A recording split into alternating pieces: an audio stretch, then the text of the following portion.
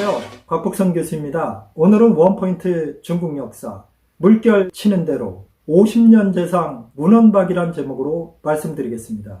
중국 역사에서 5대 왕조에 걸쳐서 재상을 지냈던 유명한 관료, 그러면 우리는 풍도라는 사람을 생각합니다.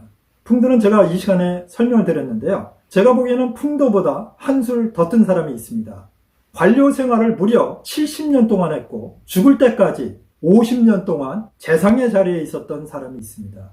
그 사람이 바로 북송시대 때의 문헌박입니다. 이 문헌박은 명신의 반열까지 올라가 있지는 않지만 대단히 뛰어난 관료로 이름이 높습니다.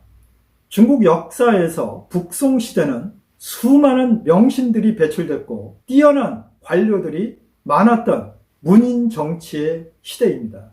몇몇 사람만 들어봐도 금방 알게 되실 것입니다.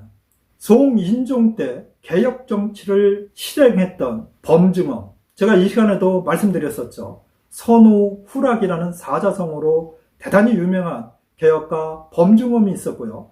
범증엄보다 10여 년 후에 바로 오늘 말씀드린 문헌박, 그리고 명신으로 유명한 부필, 한기, 소식, 소철, 사마감, 왕한석 같은 아주 쟁쟁한 관료들이 많았던 시대가 북송입니다. 그리고 황제도 송인종, 영종, 신종, 철종까지 대체로 명군이라고 할 수는 없지만 뛰어난 임금들이면 틀림없었습니다. 그런데 이 4명의 황제를 모셨던 사람이 바로 문헌박입니다.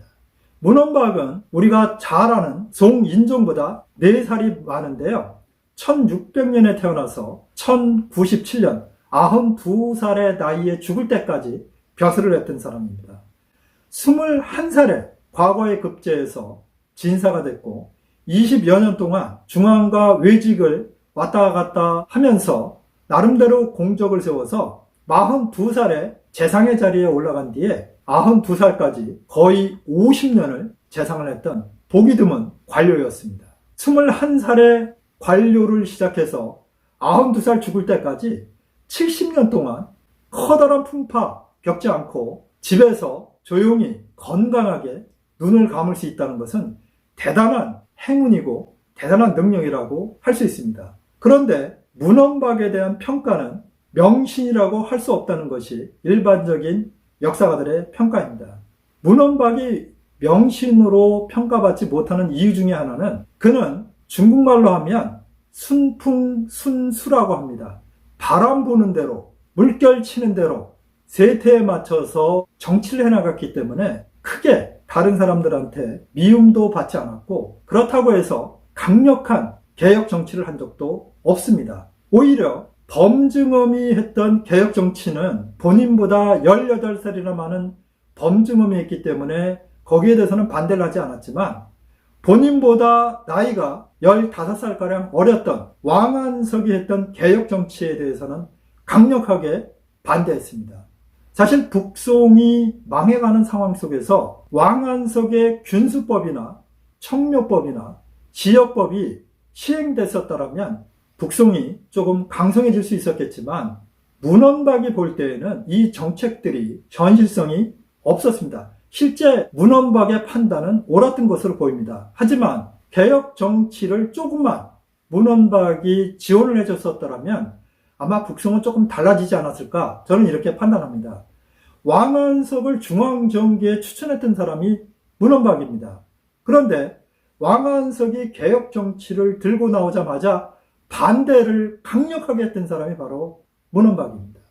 물론 그 당시에 문헌박의 나이는 거의 70 가까이 됐기 때문에 사실 나이가 들면 보수적으로 되죠. 그래서 그는 70년의 관료 생활 중에서 개혁이라기보다는 조금씩 고쳐나가는 개선 또는 개진 형태의 정책을 선호했습니다.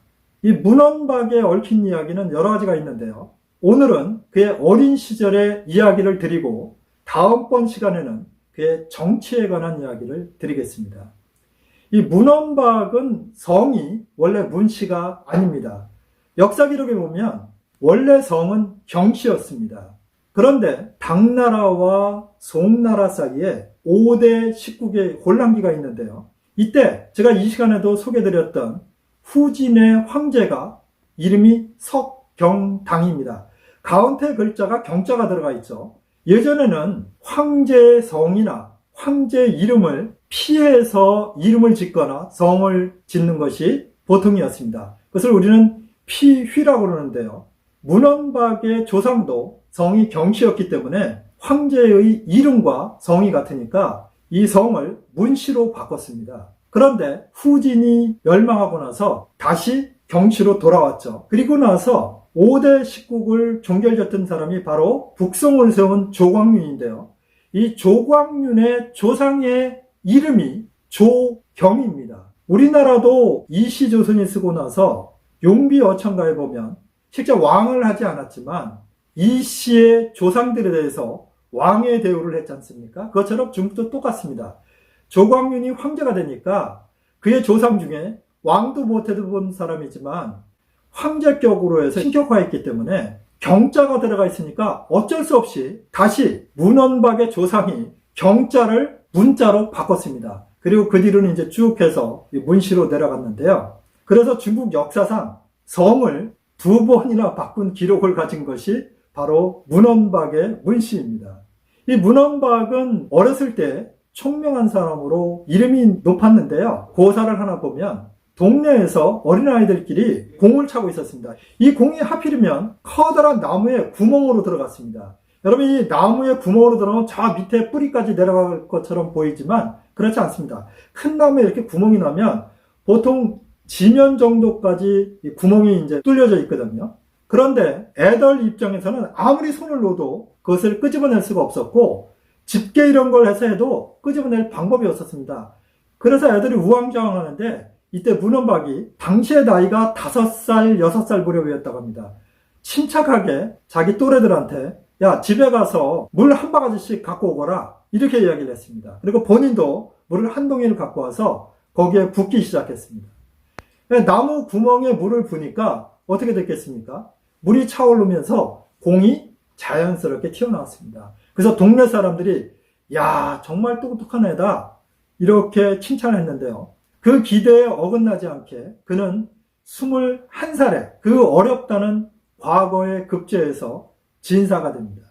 이 문헌박은 굉장히 성격이 온화한 사람이고 다른 사람에 대해서 싫은 소리를 잘 하지 않는 사람이었습니다. 또 하나의 특징은 굉장히 담백한 성격이어서 돈이나 권력에 얽매이거나 아부하는 성격이 아니었습니다. 그래서 그는 지방관을 하면서도 많은 업적을 세웠지만 중앙정계로 불려 올라가지는 않았습니다. 그러나 그가 계속 업적을 쌓아나가니까 20년 후인 42살 때에 중앙에 추밀부사로 발탁해서 올라갑니다. 이 추밀사는 재상급이고요. 추밀부사는 장관급인데요. 이 장관급으로 불려 올라갔다는 것은 그의 지방에서의 업적이 뛰어났다는 것을 반영합니다. 어떤 업적이 뛰어났는지는 사실 기록에 남아있지 않습니다. 그는 추밀부사 겸 참지정사가 됐는데요.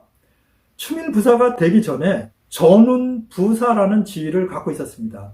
그의 아버지도 전운사였는데요. 전운사는 중앙정부가 지방에서 세금으로 공물을 받거나 비단을 받거나 그런 뒤에 이것을 육로와 수로를 통해서 중앙으로 옮기는 그런 직책을 맡고 있는 지위가 바로 전운사였습니다. 그런데 아버지가 항상 아쉽게 생각했던 것은 당나라 시대 때에 육로가 열려 있었는데 많은 길이 수로가 발달하면서 이 육로가 폐쇄된 곳이 많습니다.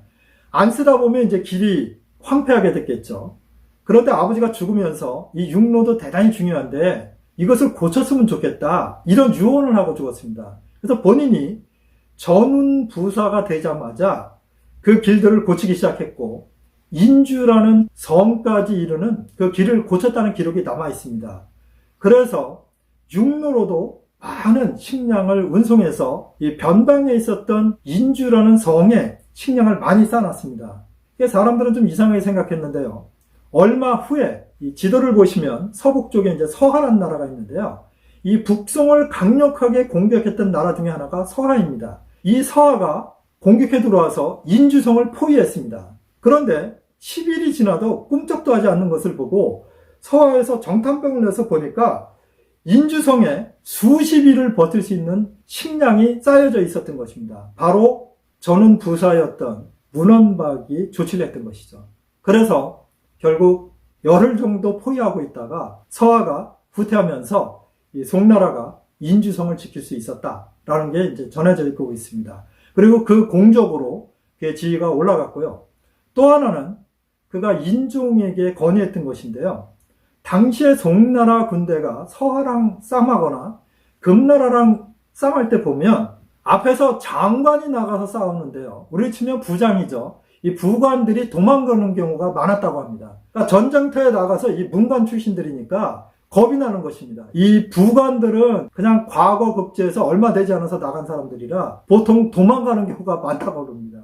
그리고 전쟁이 끝나면 이제 다시 돌아오고 이랬는데 그것을 처벌하려면 중앙정부에다가 장계를 올려서 중앙정부에서 그걸 조사한 뒤에 확실한 죄가 있다. 그때서야 처벌을 하기 때문에 굉장히 오랜 세월이 걸렸고 그 사이에 이 부관들은 보통 세도가의 아들들이었기 때문에 무마를 해서 아무 리 없었던 듯이 이렇게 됐다고 합니다. 그것을 본 문헌박은 인종에게 상소를 올렸습니다.